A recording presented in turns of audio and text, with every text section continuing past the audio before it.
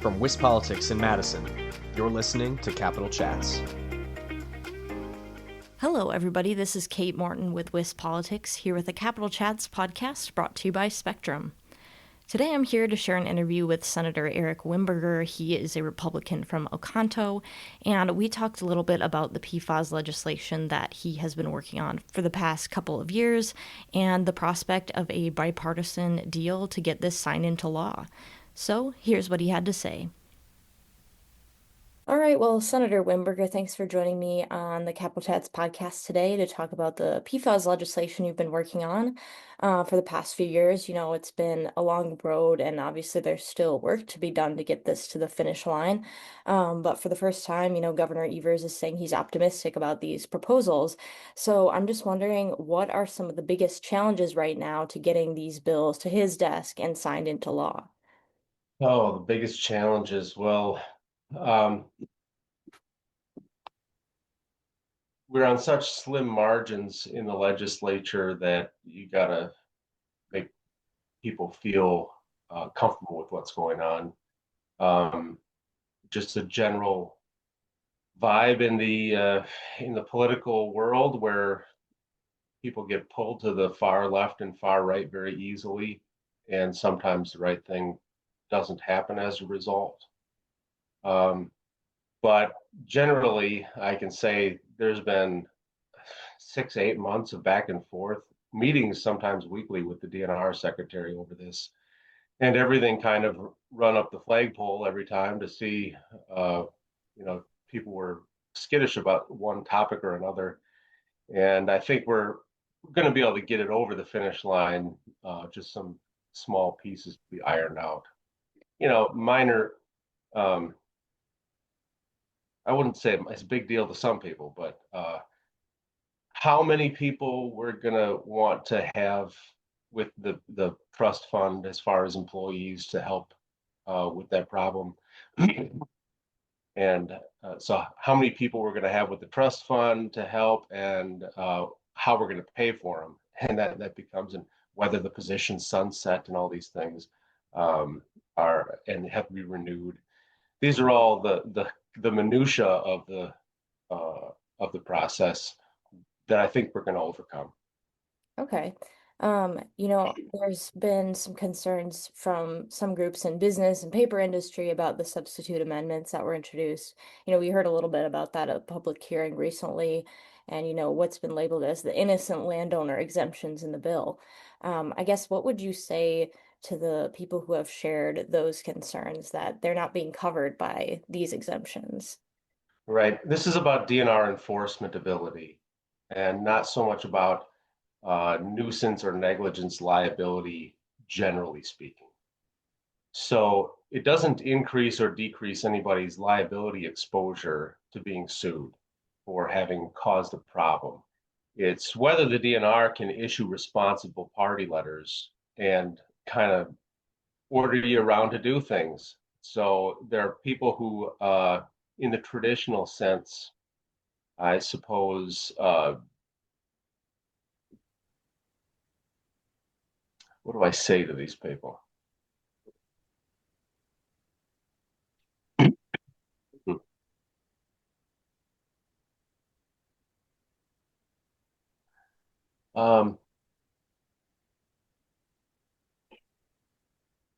This is after a long series of negotiations, and there were some people who were going to be innocent parties, and I think we captured most of those. The uh, the governor's position 2 years ago was that nobody should be an innocent party. So we've come a long way. I'm sure that there will come to be people who have a now how after the law is being applied, will say, "Hey, can't I become an innocent party? I should qualify because of this reason or that reason." Maybe that's so, maybe it's not. But I think what we have going here is a good, very good, at least start to capture people who are genuinely innocent of this and would, by function of law, have the heavy hand of government come down on them, and we're going to stop that from happening. So do you expect to make any, I guess, tweaks to who qualifies as an innocent landowner in the bill at this point? At this point, I think that's pretty much ironed out.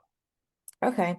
So There, you, there, there might be some nibbling on the edges, I suppose. But if you wanted to parachute in at this point and say, "Hey, I want a new concept in here," I don't think I'm going to be pretty open to that. okay, so not significant tweaks, yeah. Right. Okay. So you mentioned you do think these bills are going to make it to the finish line eventually. Do you think that'll be by the end of this session? I do, and time is short. Um, Right. that we typically, on an election year, don't come back onto the floor after the spring here. So these final dates are probably it.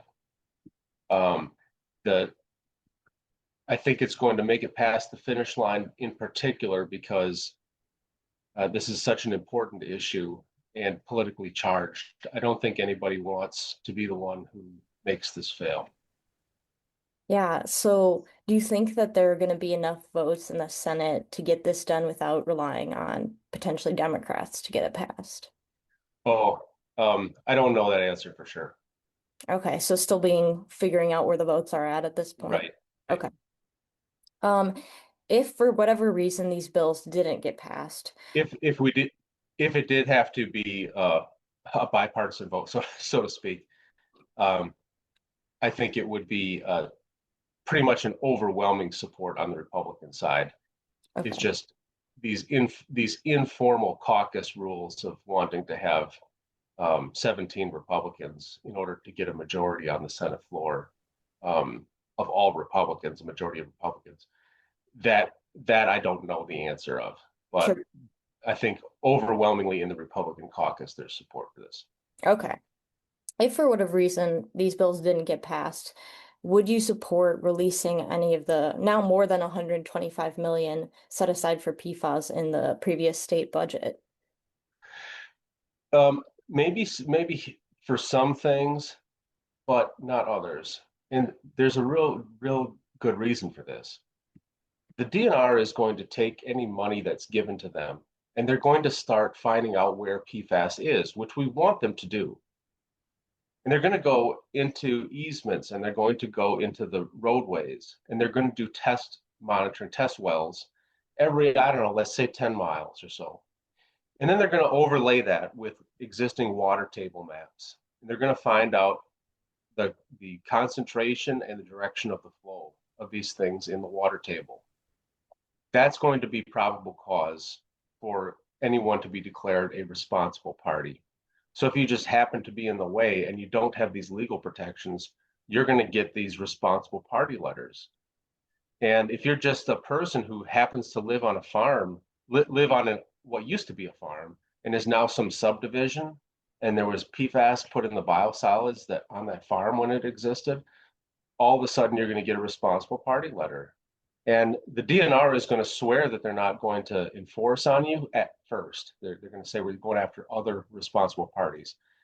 You still have to go to your bank and say, hey, this collateral that I have on this mortgage, it's now considered basically a brownfield. And you're going to get balloon payments. You're going to get much higher interest rates. If they give you an interest rate, there's just going to be significant problems for people if we don't do some of these legal protections for the innocent.